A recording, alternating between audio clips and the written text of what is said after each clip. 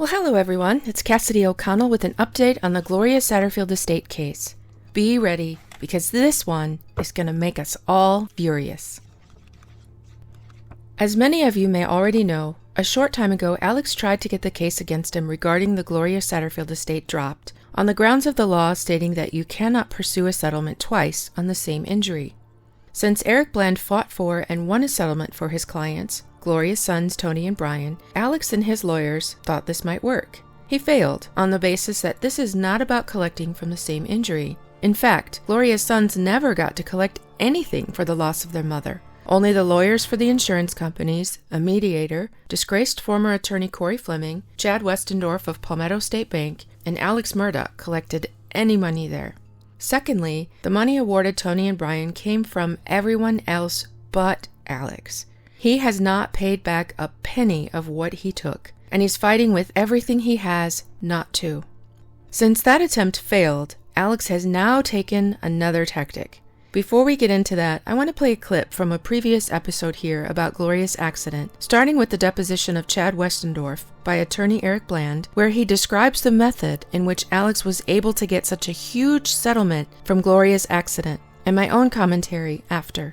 That Alex was pressing the hammer on his own insurance companies and saying, look, if you don't settle this, there's going to be an excess verdict. It could be more than the $5 million of coverage or whatever the excess is. And if that's the case, it comes against me personally. I'm going to sue you guys for bad faith. You ever hear those kind of terms? And Alex kind of told the carriers, look, this is going to be tried in Hampton County, my jurors. I've seen this in the insurance file, just to let you know. And that I'm going to stand up in front of this jury and say, it's my responsibility that this woman died. It's my fault. And so the analysis of the insurance company was they're very scared of Alex in front of a Hampton County jury. And that's why they made the decision to settle for $3.8 million. This wasn't some brilliant lawyering on Corey's part. This was plain and simple bullying by Alex. I believe Alex manipulated the story from the beginning by bringing in the dogs. When he was being questioned by the insurance investigator, he even told a tale of one of them just coming back from behavior training. He knew if Gloria had fallen of her own accord, it wouldn't be worth so much, so he had to add something that he would be liable for in order to get a claim. Then he bullied and threatened his own insurance company to get the absolute most that he could. It's truly ironic that if he hadn't abused his insurance this way, he would have still had it when Paul wrecked the boat, and the policy would have been large enough that he might not even have been investigated. He started being investigated because he claimed he had no money, but things worked out as they should. He's now behind bars for the rest of his life where he can't hurt anyone anymore, and his victims are being compensated. As much as I suspected Alex of making up the part about the dogs, I never expected Alex of all people to say so. He has now stated that the dogs were not involved in Gloria's fall. Is he doing this to be honest and make sure the truth is out and trying to make things right with his victims? Absolutely not. In my opinion, this is an underhanded, cruel attempt to not have to pay back the money he stole from Gloria's sons. Why do I say that? Because for him to say this claim was fraudulent in the first place will not help anyone but himself. The money stolen from Gloria's sons was his largest theft, and he wants this indictment gone. In my opinion, he still believes his own delusions that he's somehow going to get out of prison, get out of these financial crime indictments, and go dig up his hidden money and live happily ever after. So he is fighting, kicking, screaming, and biting to hold on to that hope. This admission is so reminiscent of him changing his whole alibi story during the murder trial. It's entirely self-serving. I have a copy here of his answer that was filed on May 1st by Dick Harpootlian and Jim Griffin, as well as the amended complaint against him that he's been trying to weasel out of. So let's go through these together. Point 1, he admits to paragraphs 1 to 8. These are just introductions of who everyone is, what their titles are, and where they are. Then in paragraph 8, there's a claim that the court has jurisdiction pursuant to U.S. Code Title 28, 1332.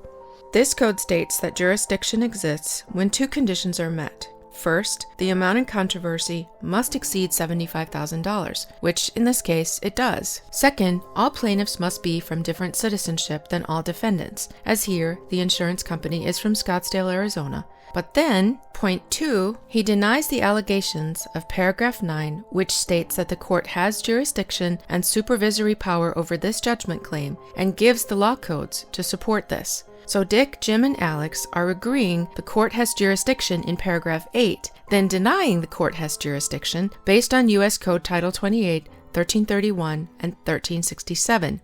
These matters get sticky. I've seen papers written explaining 1367 anywhere from 15 to 75 pages long. It gets very complicated. But to try to sum it up simply, federal courts are courts of limited jurisdiction. This means that federal judicial power extends only to specific and limited types of cases. So a court has to have authority to decide the issue at hand. The authority of the court to render a decision on a type of case is called jurisdiction over the subject matter. Sorry, this gets a little complicated, but the rules governing subject matter jurisdiction in federal courts are derived from 2 sources, the main one being Article 3, Section 2 of the United States Constitution. However, authority to hear a case under the Constitution isn't enough to allow federal courts subject matter jurisdiction. There must also be statutory grounds for jurisdiction. So, the United States Code in Title 28, starting at Section 1331, sets forth the types of cases that may be heard in federal court. The 2 most important federal statutes that grant jurisdiction to federal courts appear in Sections 1331 and 1332. Section 1331's grant of jurisdiction is sometimes known as federal question jurisdiction, while 1332 establishes federal jurisdiction based on diversity of citizenship, in this case, Arizona and South Carolina. So they're not disputing 1332. So we're going to move on to 1331, federal question. Now, in order to help establish that, we have the supplementary code of 1367, which says, in any civil action of which the district courts have original jurisdiction, the district courts shall have supplemental jurisdiction over all other claims that are so related to claims in the action within such original jurisdiction that they form part of the same case or controversy under Article 3 of the United States Constitution. So, once a plaintiff sues a defendant in federal court and subject matter jurisdiction is established under Title 28, it doesn't matter whether it's a federal cause of action or diversity of citizenship or anything else, that court has jurisdiction under any related cases. The addition of parties, such as new attorneys or new claims that become asserted under this case, under Title 28, 1367, fall within the court's jurisdiction. So since this claim was already established, and the funny part is, it was established by Alex's own claim against Nautilus, it's really odd that they're now denying it. I don't see what legal basis they think they have. Let's move on to point 3. So point 3, Alex admits the allegations of 10 through 12, which are basically that Alex had the umbrella policy, that Gloria fell, that she then passed, and that Alex made a claim for her accident. So there's really nothing to deny there.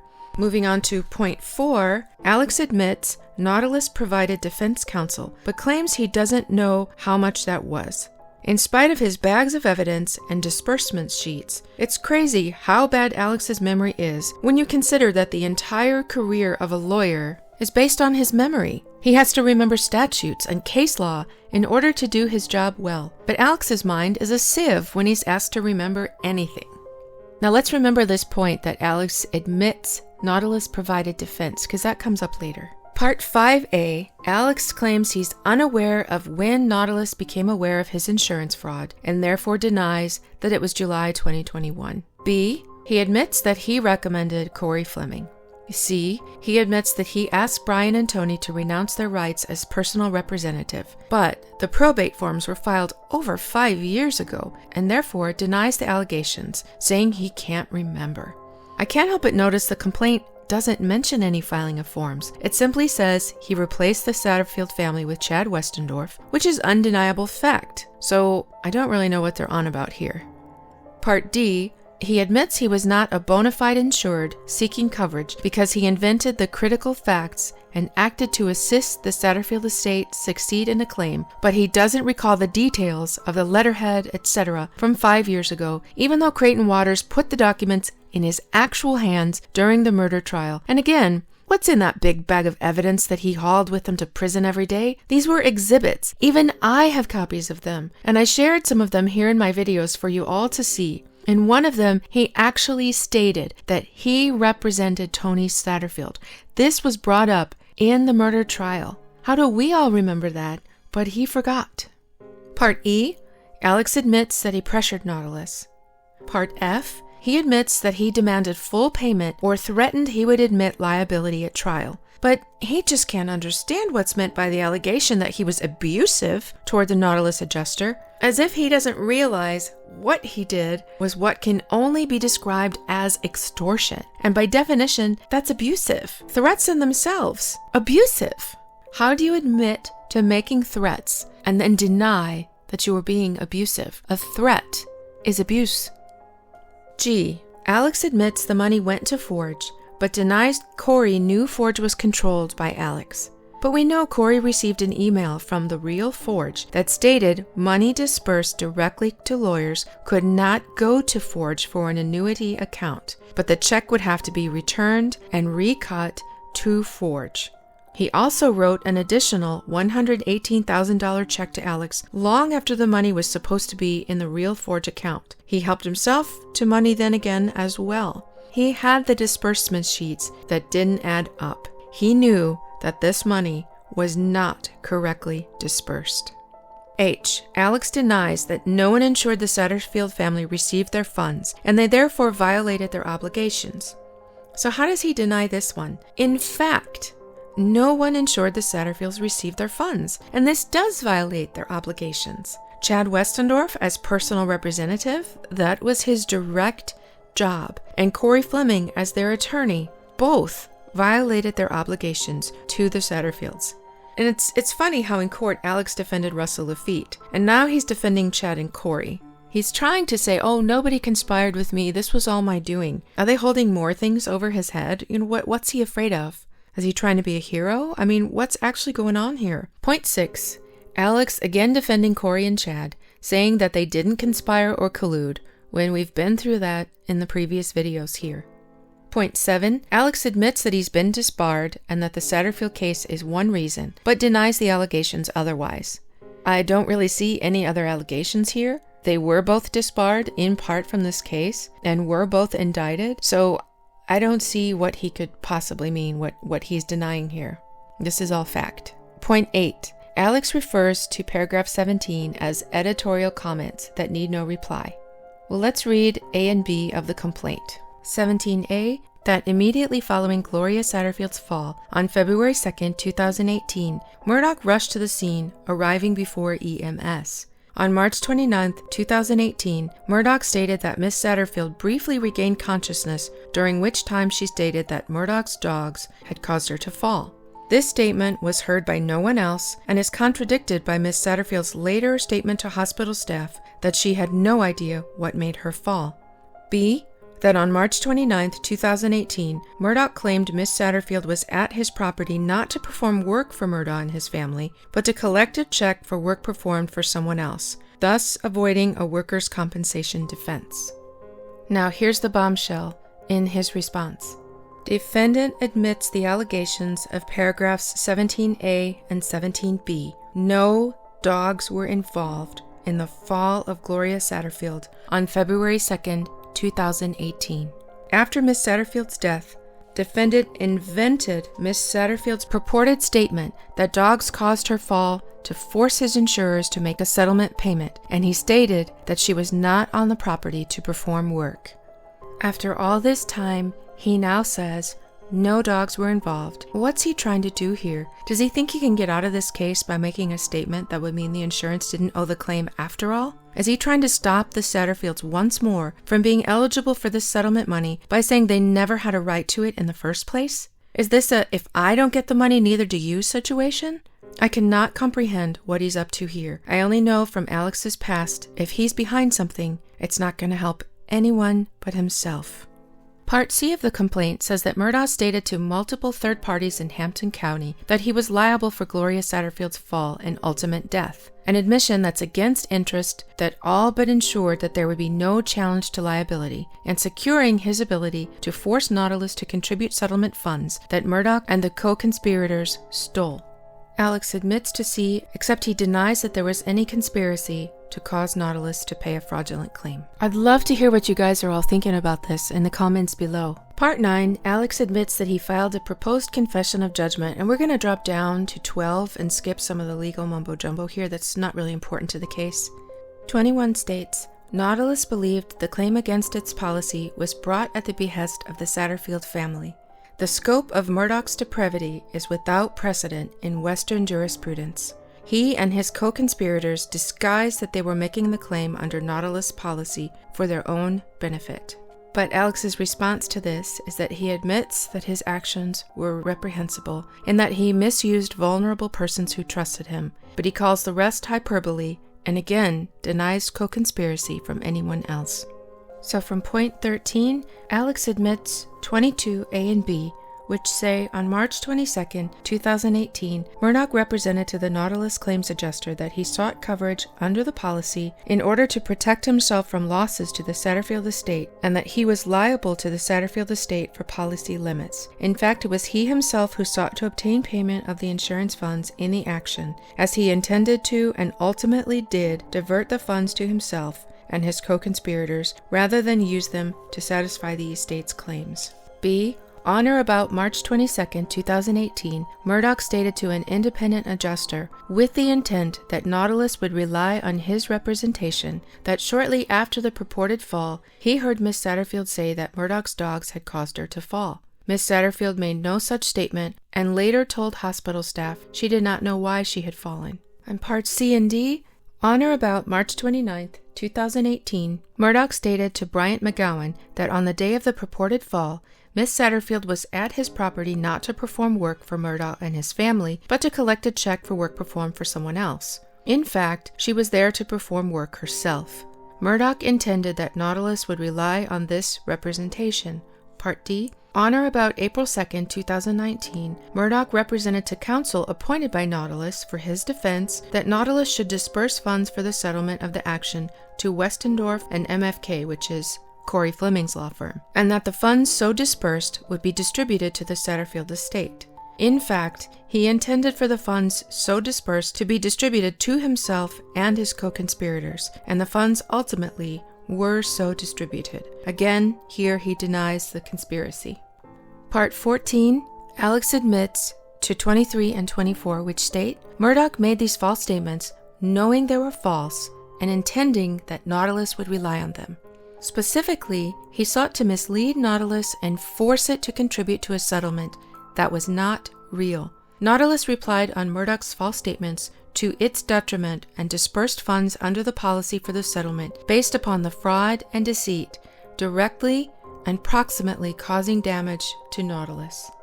Point 15, after admitting to 23 and 24, he says he doesn't have sufficient knowledge to answer 25 and 26 about Nautilus being entitled to punitive damages. This guy's entire law career was based on determining people's punitive damages and suing for these punitive damages, but suddenly he doesn't have sufficient knowledge to answer this question.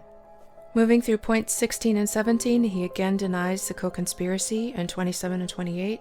In point 18, again, he doesn't have sufficient knowledge about punitive damage entitlement in parts 29 and 30 of the complaint. We're going to skip point 19, it's more legal phrasing. In point 20, he admits his conduct was immoral, unethical, oppressive, offensive to public policy, but again, he won't speak on any co-conspirators. Point 21, he admits that Nautilus suffered damages from his conduct, but he denies being involved in the trade practices that are mentioned in paragraphs 33 to 35, which the plaintiff's attorneys say that he was. Now to point 22, though he's admitted that Nautilus suffered damages because of his conduct, he denies part 36 that they're entitled to damages and attorney's fees. Now remember, he admitted earlier that they had provided him attorney services for his initial complaint.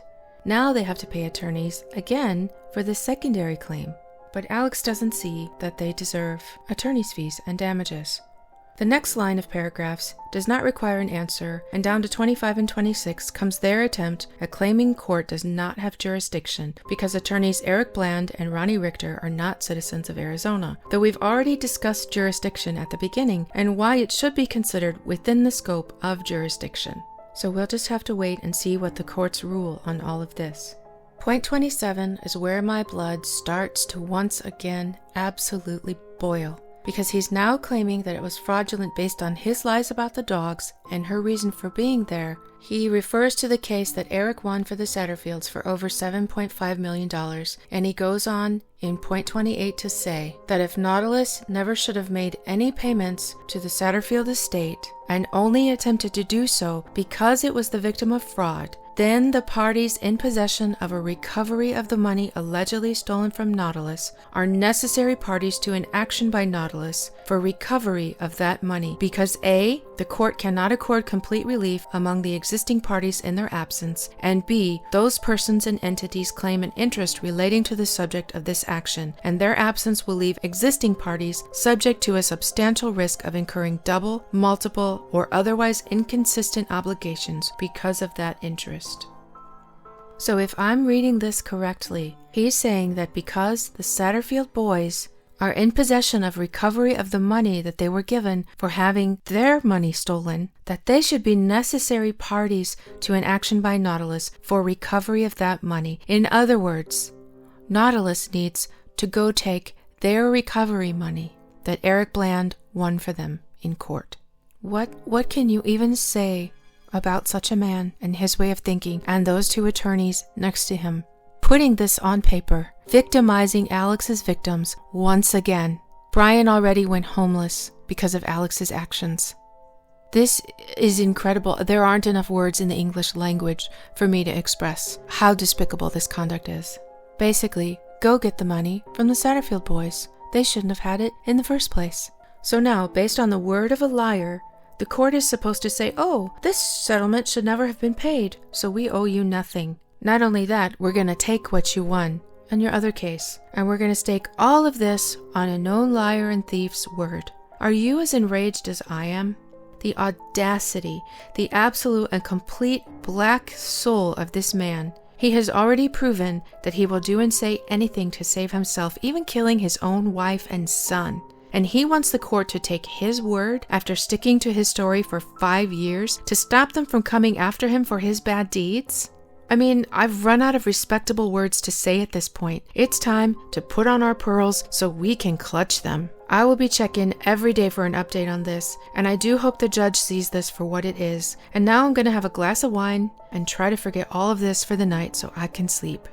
This is Cassidy O'Connell, and I will be here with the reply as soon as it's out.